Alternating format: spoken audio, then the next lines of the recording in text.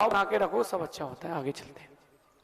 कोटा से रेखा जैन नमोस्तु निवेदन करते हुए प्रश्न पूछ रही हैं, गुरुदेव जब से मिथ्यात्व का त्याग किया है तब से हमारे जीवन में सारे कार्य रुक गए हैं।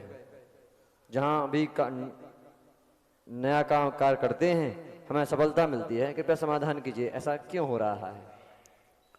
देखिए, ऐसा मिथ्यात्व के त्याग करने से नहीं हो रहा। हमें लगता है कि हमने ऐसा कर लिया इसलिए ऐसा हो गया और वैसा कर लिया इसलिए वैसा हो गया। चीजों को इंटरकनेक्ट करने के पहले एक बार सोचना। एक राज्य में एक व्यक्ति था, आपके प्रश्न का उत्तर दे रहा हूं। एक राज्य में एक व्यक्ति था, उसको पूरे गांव के लोग मनुष्य कहते थे। राज्य के लोग लिए मनुष्य है, मनुष्य है।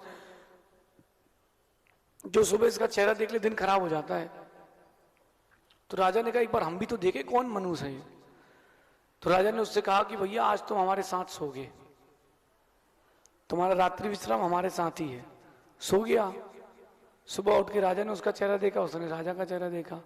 राजा जैसे ही बाहर आया, स्नान करके नाश्ते के लिए बैठा, वहां से खबर आ गई कि हाथी ने बंधन तोड़ दिया है। तो राजा ने नाश्ता छोड़ा, वहां पहुंच गया। जब वहां के बंधन वगैरह सब ठीक ठाक हुआ, आया खाने के लिए, भोजन के लिए बैठे ही था, पड़ोस के राज्य ने चढ़ाई कर दी है। तो बेचारे ने फिर भोजन छोड़ा, फिर गया। शाम को भोजन के लिए तो रानी टूट गई।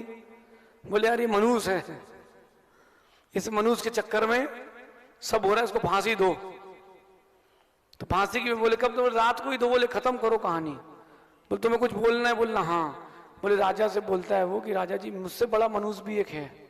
बोले कौन? बोले तुम। बोले कैसे? बोले तुम मनुष्य हो? बोले हाँ, मैं इतना मनुष्य हूं कि भोजन गया है और मैंने सुबह उठ के तुम्हारा चेहरा देखा तो मेरी जिंदगी जा रही है। ये मिसमैच करना बंद करें। राजा को समझ में आ गया, कहीं का कहीं कनेक्शन नहीं करें, शॉर्ट सर्किट हो जाएगा। मिथ्यात्व का त्याग करने से पुण्य का संवर्धन होता है।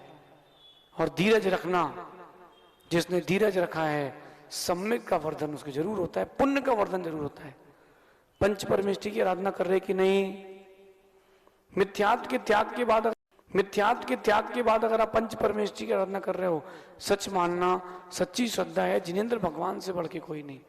अगर भय है तो कुछ नहीं हो पाएगा, और निर्भय हो सब अच्छा होगा।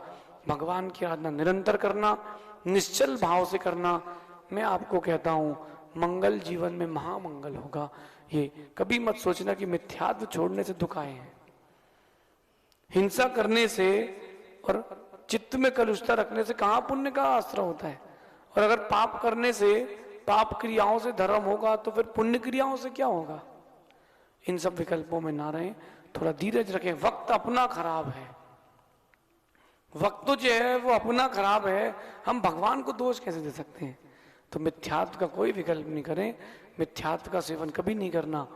माना कि परेशानी भी रही तो एक ही जिंदगी जाएगी, अनंत भाव नहीं जाएंगे, ऐसा समझिए।